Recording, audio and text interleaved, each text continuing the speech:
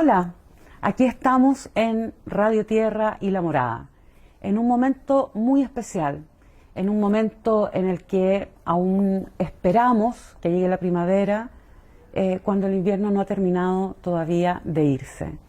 Esperando lo que va a pasar, pero al mismo tiempo mirando todo lo que hemos ya construido. Y con una gran invitada, una feminista latinoamericana, y digo latinoamericana porque de origen argentino, pero con una gran parte de su vida en Brasil, sí, recorriendo los territorios de nuestro continente, no solo con los pasos, sino que también con el pensamiento.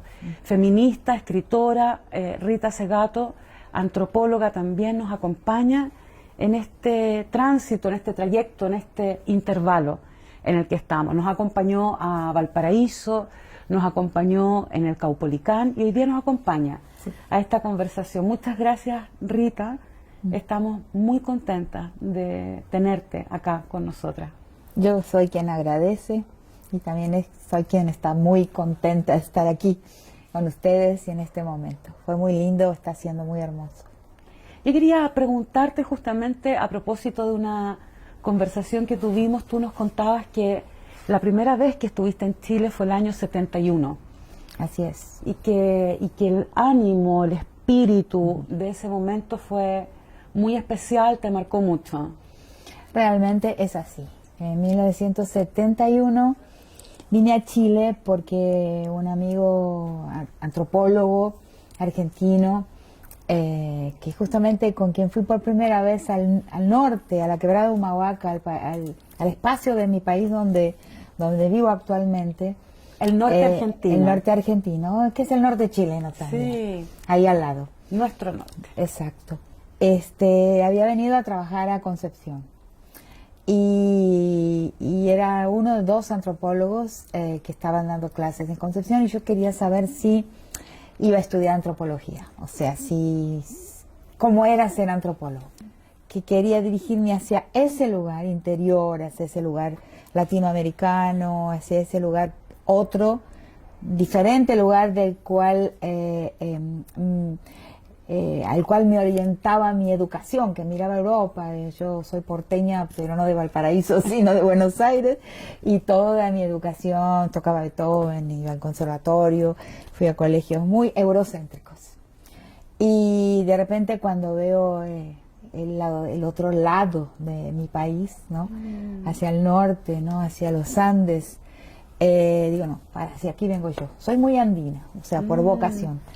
Entonces, este antropólogo estaba dando clases en Concepción en 1971 y vine a ver cómo era su oficio entre los mapuches. Y claro, el Chile quería ir a una fiesta. Yo nunca había visto un país tan alegre, un espacio tan alegre, parecía un circo, una fiesta ambulante, las calles eran coloridas. La gente era colorida, me viene el recuerdo de una forma muy visual. Lleno de color, lleno de risa, llenos de cantos que iban a través de la vereda chilena de norte a sur, de sur a norte. Y yo dije, qué alegre, ¿no? Qué país alegre. Y siempre lo recordaré, así visualmente colorido y cantante. 71. Bueno, pasaron los años y no volví durante décadas. Yo misma también me fui de mi país un día volví por Temuco en los años 90. Dije, uy, Temuco es muy... Había conocido Temuco y Chileanes en aquella época, pero volví a un Temuco y no, era una oscuridad. O sea, volviste en el momento mismo en el que se estaba produciendo el fin de la dictadura y el país inicio de la transición. Era una oscuridad. Yo dije, ¿qué pasa? Algo raro. Era tan fuerte la diferencia, y después comencé a volver a Santiago. Y volví diversas veces a Santiago y me encontré con un país que era pura melancolía. Sí, tú hablas de eso. Mucho, lo escribí en un texto. Sí, en un artículo que se llama Patriarcado del borde al centro. No podía entender cómo un país había sido secuestrado y colocado otro en el lugar. En el mismo espacio geográfico. gritante la diferencia entre luz y sombra, entre risa y apatía, melancolía. Y como siempre digo, siempre había pensado, eso pensé cuando cuando comencé a venir a Santiago. Yo siempre pensé que Buenos Aires era la capital de la melancolía y la nostalgia. Y cuando llegué a Santiago dije, perdimos el trofeo. Este es el lugar de la melancolía, la nostalgia.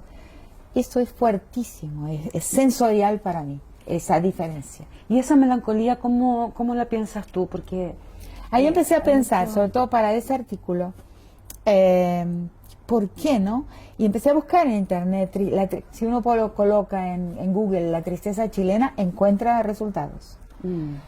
También están los temas de las estadísticas de suicidio.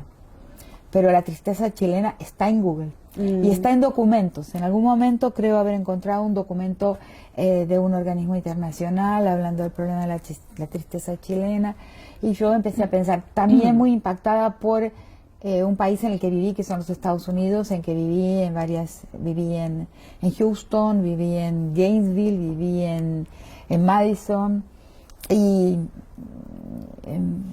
tenía muchas veces la sensación en los Estados Unidos de que muy pronto iban a haber una especie de mangueras que cada persona tenía que comprar la suya para respirar. O sea, mangueras de respiración como mercancías comprables. Tenía esa impresión, sobre todo cuando viví en Houston y en Gainesville, no tanto en Madison. Y cuando vine a Chile, esa impresión de que todo tenía que ser comprado y que la compra era el lenguaje de la posibilidad de la existencia misma, de la respiración misma, aquí lo sentí de una forma más extrema, más fuerte. Entonces comencé a pensar por ahí, por algo que había concluido primero en Estados Unidos, que es el individualismo y el derecho del comprador, ¿no? La vida como mercancía. Y que acá entonces eso era todavía más extremo que en el norte, que en el país del norte. Y empecé a observar, a estudiar, a buscar material sobre eso. Y bueno, mi modelo de comprensión de la tristeza chilena fue simple. Yo dije, bueno, ¿cuáles son las instituciones, los espacios, las prácticas, las costumbres que producen vincularidad? Porque en mi pensamiento, en mi modelo de comprensión de la vida, digamos, existen dos proyectos históricos en curso. El proyecto histórico de los vínculos, que produce comunidad, y el proyecto histórico de las cosas, que cosifica al sujeto y lo vuelve absolutamente individualista, ¿no? Entonces, para mí el proyecto histórico de los vínculos es el que nos salva. Y cuando viene una catástrofe, solo los vínculos nos salvan. Eso es muy importante porque, bueno, justamente yo creo que esa época, el año 90, tu segunda visita, digamos, Sí. da cuenta del desmantelamiento de los vínculos. Sí, exacto. Del desmantelamiento de los espacios comunes, de los lugares de encuentro. Claro. Ahí viene, justamente después de decir todo eso, yo pensé, ¿y qué mantiene los vínculos? ¿Qué solidifica, qué cementa, qué consolida los vínculos entre las personas? Bueno, el lugar de trabajo, el lugar de donde se vive, el lugar de estudio. Entonces, si una persona no tiene solidez en su arraigo, en el lugar de trabajo, en el lugar de vivienda, en el lugar de habitación, en el lugar de aprendizaje, de escuela, la persona está sin posibilidad de solidificar sus vínculos, de consolidar sus vínculos y hacerlos previsibles y mantenerlos a lo largo de la vida. Y eso produce una sensación de intemperie, de orfandad. Y eso es lo que vi en Chile. Me parece súper importante porque creo que efectivamente vivir la vida desde la intemperie, desde la orfandad, desde la sensación de que no hay nadie más ahí en el momento en que alguien lo necesita. Exacto. De que los lugares de habitar, como dices tú, la vivienda, el trabajo, la universidad, son mercancías. Son mercancías y por lo tanto se fragilizan también. Sí. Hacen de la vida una vida muy, muy precaria o muy a la Claro, intemperie. están precarizados los vínculos que son lo que nos salvan en los momentos de catástrofe y en los momentos de necesidad. Me parecía que eso no estaba. Y cito inclusive bibliografía para hablar, ¿no?, de la ausencia. Yo veo ahora que he venido esta vez, veo más luz. Hay en la calle, o sea, siento que hay una vitalidad y una alegría, la percibo. No sé si será también una ilusión mía, pero creo que no. Creo que estoy sintiendo que hay un cambio. Ocurrió que desde una reivindicación tremendamente atomizada por una mejor educación, gratuita y de calidad, por una vivienda digna, por el derecho a la... Es decir, por una serie, pensiones. Por las pensiones, pero de una serie de reivindicaciones particulares y muy individuales, en algún momento se da un paso muy significativo. Se une todo. Se une todo. Se entrama todo. Y exactamente. Y ahora aparece un sueño colectivo, que es el sueño de un nuevo país, de una nueva constitución, en el que, a mí me parece, ha habido un lugar muy importante de las mujeres. Total. Esto completamente. ¿Qué has visto tú en estos días de las mujeres y particularmente y del estallido, del movimiento feminista y del estallido? Cuando vine para marzo, para el 8 de marzo y para la asunción del mando de Boric, eso es otra cosa muy impactante.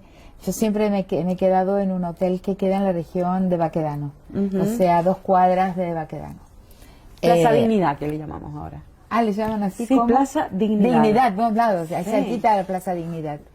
Inclusive vi, por una coincidencia increíble, hace algunos años, cuando los primeros pingüinos salieron de la estación de Baquedano, hicieron su primera marcha. Yo estaba en Chile y estaba en el 4º piso de la Facultad de Derecho con la jueza Cecilia Medina, y sentimos un murmullo, un sonido raro, y las dos nos asomamos a la ventana y vimos en la estación Baquedano surgir un montón de banderas y de muchachos y muchachas y de un grupo enorme de gente, y nos pusimos a llorar sin conocernos. Nunca la había visto antes, estaba llegando para una primera reunión con ella, nos pusimos a llorar las dos de emoción. O sea que tengo esas imágenes de Chile, que es increíble que haya podido ver esos diferentes tiempos. Y ahora, cuando llego a la región de la Dignidad, porque pido hospedarme en ese hotel, y veo y digo, esto no fue nada parecido a las marchas argentinas, pero nada, porque no fue una marcha bien comportada, con las pancartas, con los no sé cómo se llama en español más, las pancartas en portugués. Sí, los carteles, los lienzos. Los diferentes sindicatos, los diferentes partidos, los diferentes movimientos. Las instituciones. Sí, organizadamente marchar. Esto fue una revolución. Eso fue realmente una rebelión, más que una revuelta. Fue una rebelión. Miraba el piso y estaban los adoquines levantados. Un milímetro de pared sin pintar, sin escribir, no había. Esto no es una marcha. Se movió el suelo. No fue una marcha. Fue una rebelión. Y por eso se consiguió lo que se consiguió. Entonces siempre me peleé con la gente en seminarios, a veces en conferencias, que se comenta Chile y alguien levanta la mano y dice, no, pero no hubo una conducción, eso no sirve, es espontáneo. Me daba una bronca, porque es por eso que patearon lo que había y empezaron una fase nueva. Solo por eso. O sea, porque fue la gente. Fue la gente. Fue la gente como movimiento, como espacio de encuentro, como voz de encuentro, y no, claro, las instituciones o los espacios clásicos de la política. Rita, y al ver esto, al ver a las mujeres, al ver a este movimiento que movió el piso, que está reconstruyendo de algún modo la arquitectura de la ciudad, ¿qué nos quieres regalar como cuando deseo? Cuando decimos la gente, estamos hablando de las mujeres, porque las mujeres tienen un papel de conducción de la vida, un impacto en el destino colectivo que se ha que que no se ha nombrado como política, como politicidad, que intereses del status quo, del patriarcado, del orden que conocemos, han ocultado el hecho de que lo que hacemos como movilización, como motor, como motorización de la sociedad misma, las mujeres tenemos un papel fundamental. Somos un motor del curso, de la orientación, del movimiento de la sociedad misma, o sea, de la gente, desde otro lugar, o sea, otra politicidad, que es algo que yo intento estudiar, formular, y pido siempre en las reuniones con mujeres que pensemos juntas. ¿Cómo es una politicidad de formato femenino? ¿Dónde está nuestra política? Y está en un lugar que se ha como que no nombrado como político. Una política no nombrada como Exacto, tal. una política no nombrada. Y que es muy difícil entonces darse cuenta de cuántos gestos de las mujeres en una sociedad en realidad son una política, son una gestión de la vida. Nosotras estamos a cargo de la gestión de la vida, por eso lo que dije hoy de alguna manera habla de eso, ¿no? Porque siempre se ha querido organizar ese escenario de la política como el escenario de político por excelencia, que está habitado por un cuerpo o por una corporalidad, porque a veces son mujeres también, masculinas, ¿no? Una distancia, un formalismo, una formalidad burocrática. Y cuando las mujeres entramos ahí también nos tenemos que transformar. Por eso siempre digo que cuando una mujer estudia Derecho, lo primero que tiene que aprender es a vestirse. Así ya se mueve. Sí. A vestirse. A vestirse de sujeto público.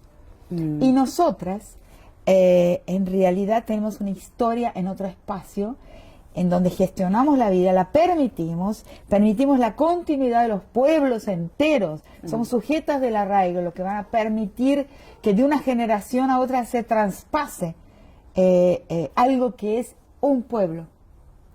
Y eso es gestión femenina, una historia de la gestión femenina que atraviesa las generaciones, lo recibimos a las generaciones anteriores, lo traspasamos a las generaciones, pero no se llama política, porque al nuclearizarse la familia con la modernización, que es parte del proceso de la colonización también, ese espacio nuclearizado se ve como privado, como íntimo.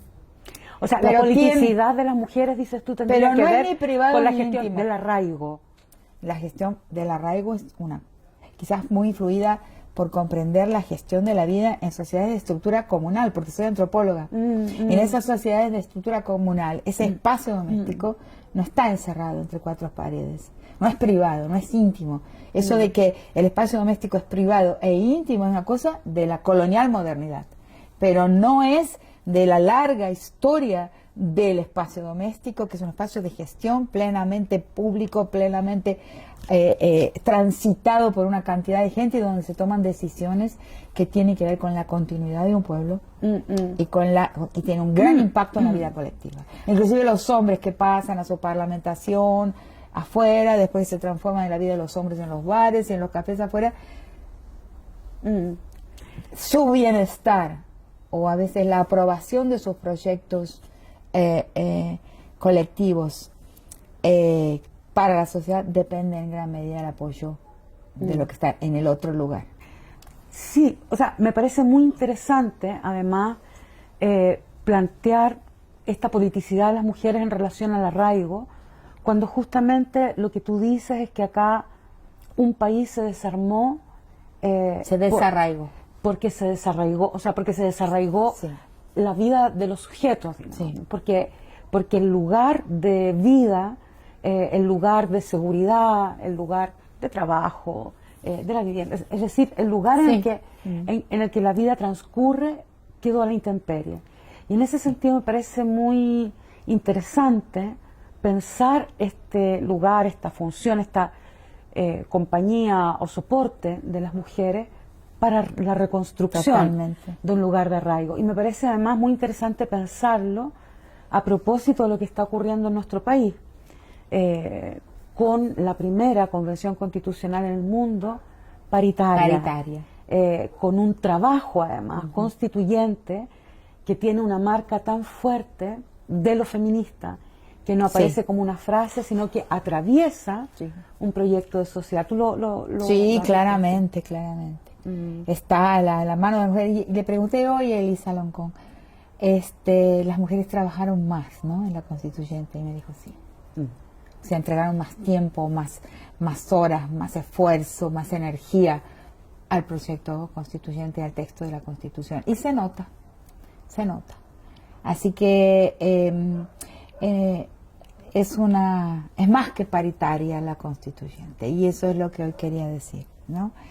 Que para mí es muy importante, mirando desde afuera, porque claro, no soy chilena, no vivo aquí, pero yo creo que pase lo que pase el día 4, lo importante ya pasó.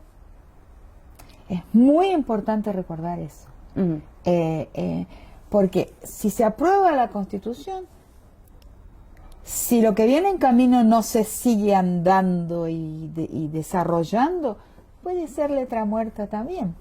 Y si no se aprueba la Constitución, podemos pensar que nada ha sucedido. O sea, las dos soluciones son un peligro.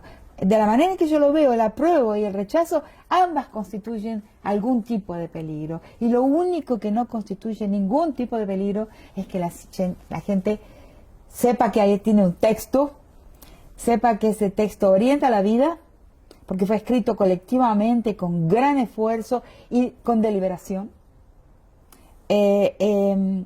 Y ahora que estoy pensando, una vez un abogado de derechos humanos me dijo una cosa que primero me asombró, que lo plebiscitario es peligroso, que hay cuestiones que no pueden ser plebiscitadas. Y no lo entendí en su momento y lo entiendo ahora. Entonces lo importante es el texto que está ahí. Y ese texto tiene, independientemente del resultado, tiene muchas utilizaciones posibles. Es como un catecismo. ¿Quién plebiscitó la Biblia o los evangelios? Nadie. Pero están ahí. Para mucha gente todavía es una guía, ¿no? Un camino. Entonces es lo mismo.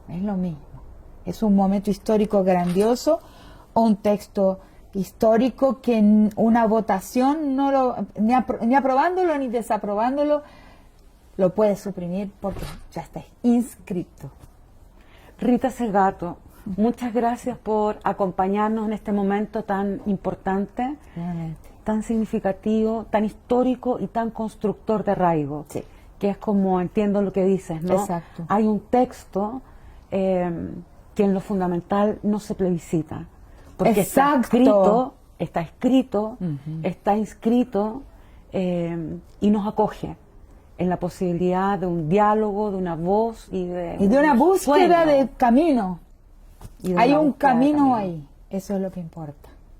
Muchas gracias, hasta la próxima conversación. Y muchas gracias a todas, a todos por estar con nosotras también hoy día.